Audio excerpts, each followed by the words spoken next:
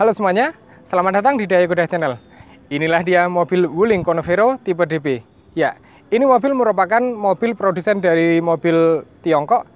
Seperti mobil Tiongkok pada umumnya, harga dari mobil ini cukup mengejutkan. Simak terus video berikut ini.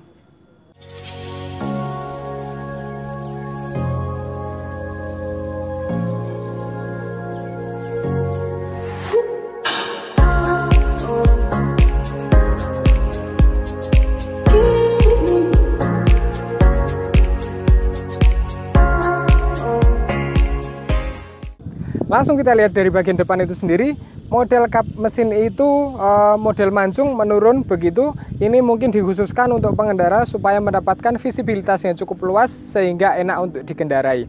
Nah, berhubung mobil ini merupakan tipe standar, tipe DB, sehingga tidak banyak fitur tambahan di bagian depan seperti aksen chrome ataupun aksen-aksen tambahan yang lain untuk menarik pembelinya.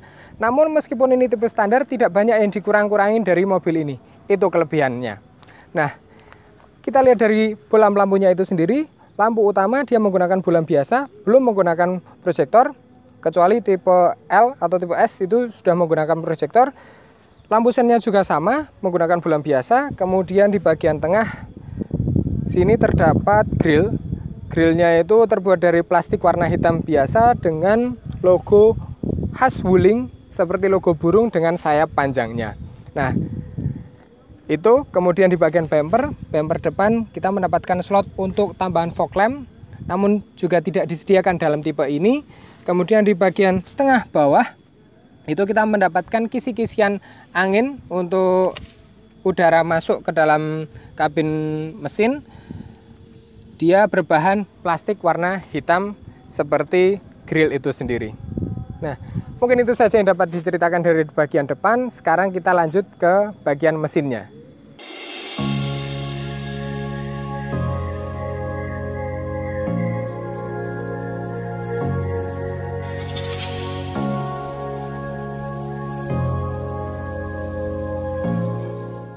Di balik kap mesin itu sendiri, dia memiliki mesin dengan kapasitas 1500 cc 4 silinder belum berturbo. Namun meskipun begitu, dia telah menggunakan teknologi katup variabel yang dinamai khusus Wuling atau khas Wuling dengan nama VTEC DVVT.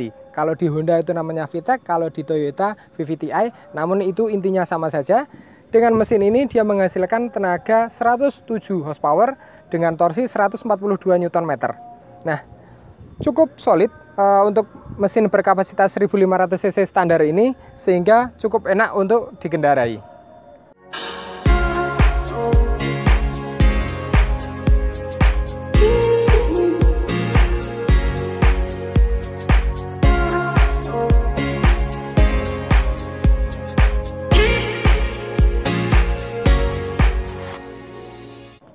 Lanjut kita ke bagian samping, kita lihat dia menggunakan ban dengan ukuran 195/60 ring 15. Ya, ini memang masih menggunakan velg kaleng biasa karena ini mobil tipe standar. Namun jangan salah, dia terdapat tambahan dop asli original dari Wuling untuk menambah nilai estetika sehingga tidak terkesan murahan. Cukup bagus. Nah, kemudian kita lihat dari sisi samping mobil ini, dia memiliki mobil berukuran yang cukup besar. Jenis MPV namun berukuran cukup besar, terlihat seperti mobil boxy. Ya, memang iya, karena dia memiliki kaca yang berukuran cukup besar, panjang, sehingga terkesan mobil ini dapat terlihat jelas dari luar. Makanya bila mobil ini tidak menggunakan kaca film yang bagus, dia dapat terlihat seperti mobil akuarium karena dapat melihat bagian dalam dari sisi luar. Untuk mobil ini kebetulan sudah menggunakan kaca film solar guard yang cukup bagus, cukup elegan sehingga menolak panas yang cukup baik. Nah, kemudian di bagian spion itu sendiri, seperti yang sudah saya sebutkan tadi, mobil ini memang tipe standar, namun tidak banyak yang dikurang-kurangin. Itu kelebihannya. Kita lihat, dia menggunakan spion model electric mirror, namun memang belum menggunakan electric mirror, tapi dia ada tambahan lampu sen dalam cover spion itu sendiri. Good improvement. Nah, sehingga terlihat menarik untuk menambah nilai estetika. Di bagian atas bagian atas tengah mendapatkan sebuah antena. Ya, di bagian samping sini ada talang air seperti mobil pada umumnya. Kemudian door handle model tarik, bukan model cungkil, untuk menambah kesan nilai estetika yang baik. Ini merupakan door handle yang cukup baik di kelasnya. Nah, kemudian untuk tangki pembuka bahan bakar itu sendiri terdapat di bagian kanan belakang. Dia menggunakan tuas yang dibuka dari dalam. Kapasitas dari bahan bakar itu sendiri sekitar 42 liter.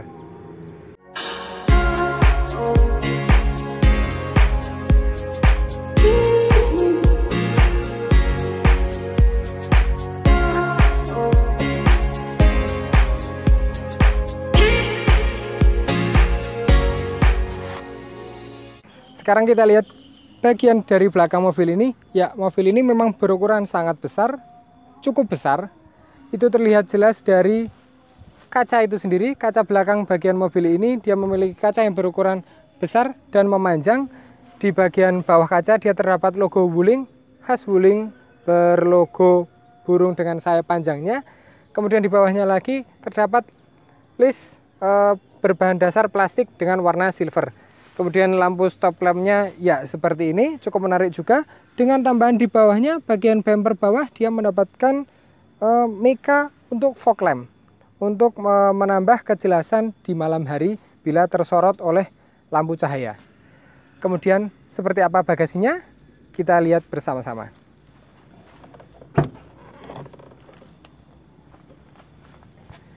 Ya, untuk bagasinya ini kapasitasnya sangat besar, sangat luas. Saya pun juga terkejut saat melihat bagasi yang cukup besar seperti ini. Ini muat sekitar 4 ataupun 3 untuk tas besar, dengan dapat ditambahkan kardus kecil di sisi kanan ataupun kirinya. Nah, bagi Anda yang merasa kurang dalam kapasitas bagasi, kita dapat melipat jok baris ketiga seperti ini.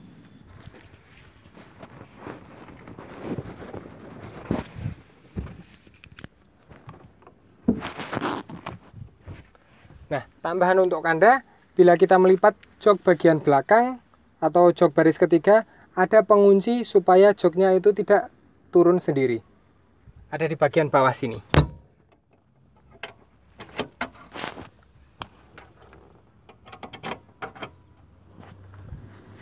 Ya, kita dapatkan space atau ukuran bagasi yang sangat luas.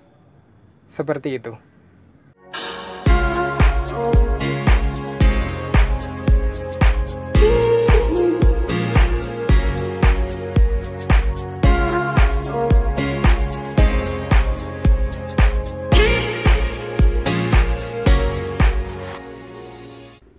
Masuk ke dalam mobil ini, yang saya rasakan pertama kali saat duduk di bagian pengemudi, cukup merasakan dinamis saat menduduki bangku pengemudi ini.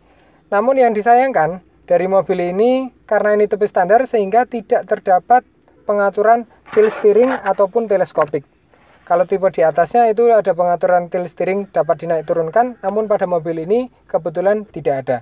Hanya saja dia memiliki pengaturan jok yang dapat di sliding maju mundur, lalu reclining naik turun di bagian punggung kita.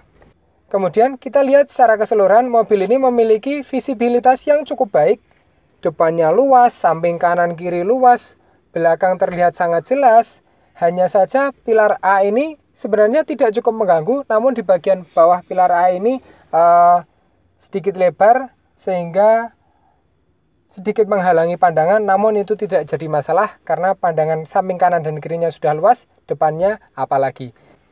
Material dari mobil ini dia menggunakan plastik berbahan dasar keras biasa, namun untuk menambah nilai estetika atau menambah kesan mewah dalam mobil ini, dia terdapat tambahan jam analog yang ada di tengah kisian blower AC. Nah, kemudian dia mendapatkan DVD ini dapat digantikan double din ya, tapi ini masih menggunakan DVD biasa, belum menggunakan double din seperti itu. Kemudian pengaturan AC terdapat 3 pengaturan. Yang pertama untuk arah semburan, dapat arah semburan ke atas dan juga atas dan kaki. Nah, di bagian tengah itu kita mendapatkan kecepatan untuk AC, dan di bagian ujung sebelah kanan kita mendapatkan untuk pengaturan suhu AC itu sendiri.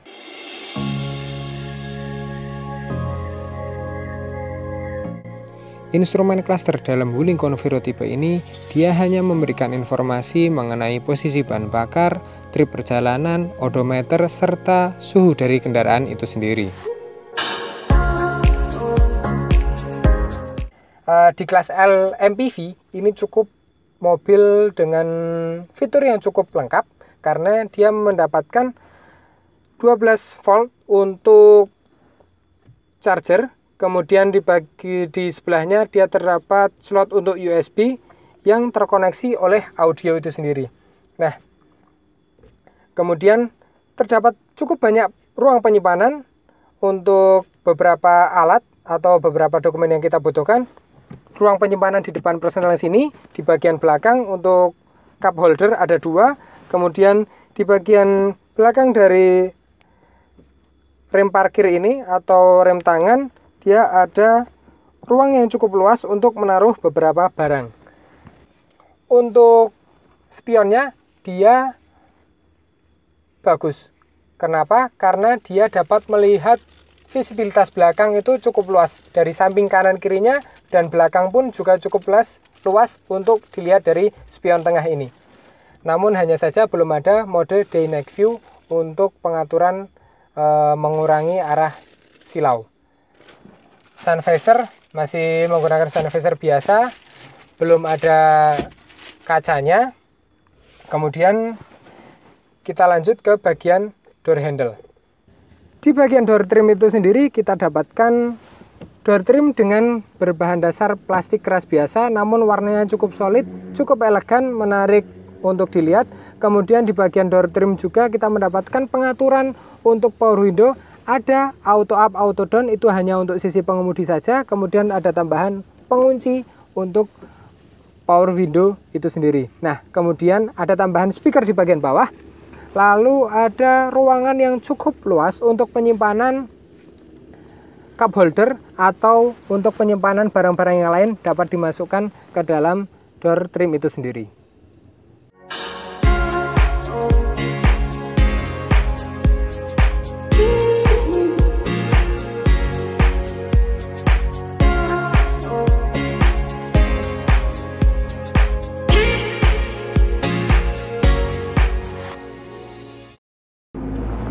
Ya, rasa berkendara dari mobil ini cukup nyaman yang saya rasakan, dan juga bandingan dari mobil ini cukup wajar. Body rollnya tidak begitu terasa, mengingat mobil ini berukuran cukup besar, mobil besar dan tinggi, sekelas LMPV. Namun mobil ini memiliki kenyamanan yang berbeda dibandingkan dengan pesaingnya.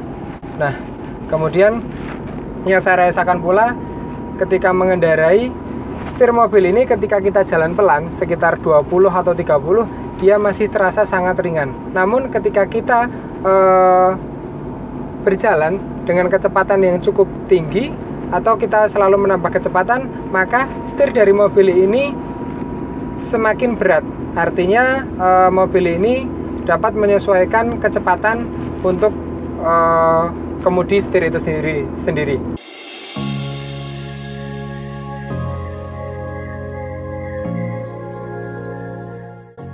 Setelah mengendarai mobil ini dengan cukup lama, saya merasakan kegedapan dalam kabin mobil ini cukuplah baik. Mengingat harga dari mobil ini hanya 150 jutaan, namun dapat bersaing dengan kompetitor lainnya di kelasnya.